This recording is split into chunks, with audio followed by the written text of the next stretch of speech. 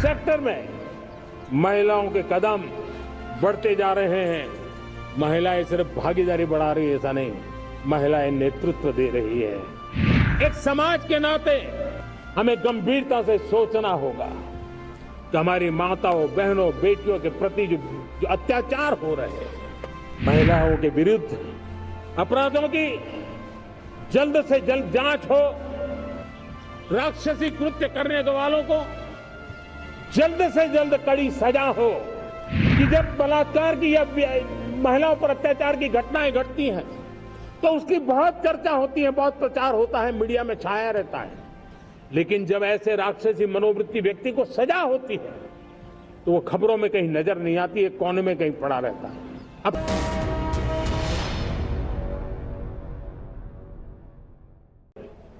Women lead development model पर हमने काम किया है। इनोवेशन हो, एम्प्लॉयमेंट हो, एंटरप्रेन्योरशिप हो, हर सेक्टर में महिलाओं के कदम बढ़ते जा रहे हैं। महिलाएं सिर्फ भागीदारी बढ़ा रही है ऐसा नहीं, महिलाएं नेतृत्व दे रही है।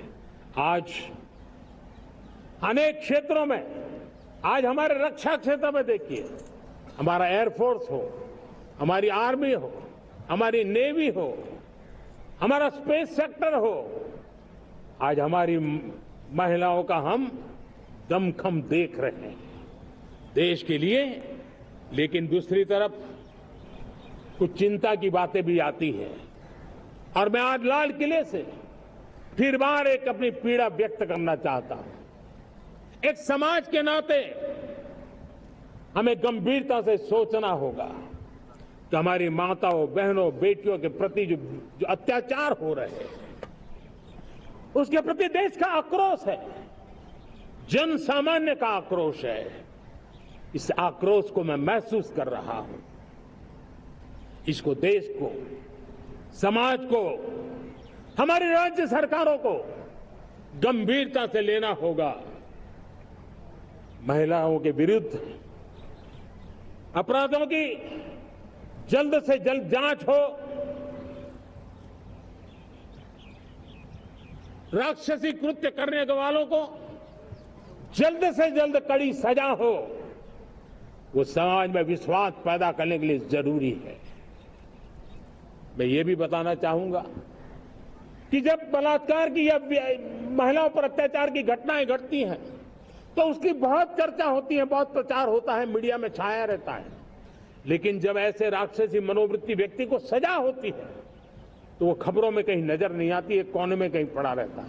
अब समय की मांग है कि जिनको सजा होती है उसकी व्यापक चर्चा हो, ताकि ऐसा पाप करने वालों को भी डर पैदा हो कि ये पाप करने की हालत ये होती है कि फांसी पर लटकना पड़ता है। और मुझे लगता है कि डर पैदा करना बहुत जरूरी है। मेरे प्यारे देशवासियों, हमारे देश में ऐसी एक आदत बन गई थी स्वभाव से, हम देश को कम आंकना, देश के प्रति गौरव के भाव का अभाव होना, ये पता नहीं क्यों हमारे जहन में घुस गया था। और हम तो कभी कभी तो लेट आए तो कहते थे इंडियन टाइम, शर्म के साथ हम बोल देते थे।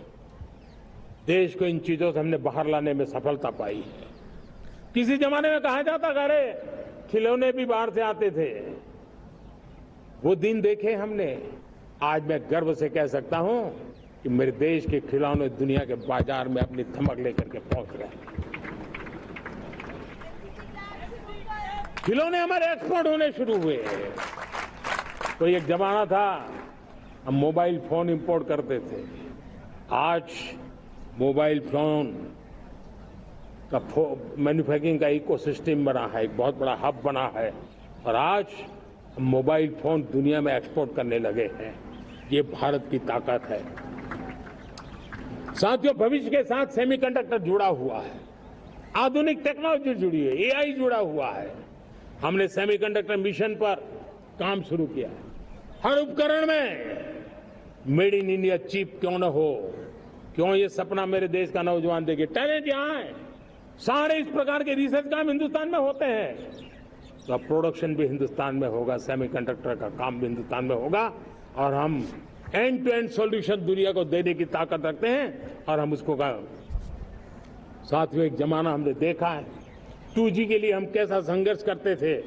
आज हर उपकरण में हम देख रहे हैं हम तेजी से आगे बढ़े और 5G जिस तेजी से पूरे देश में रोल आउट हुआ, हिंदुस्तान के करीब करीब सभी क्षेत्रों में 5G पहुंच गया। वो विश्व में तेज गति से 5G पहुंचाने में हम आगे रहे और देश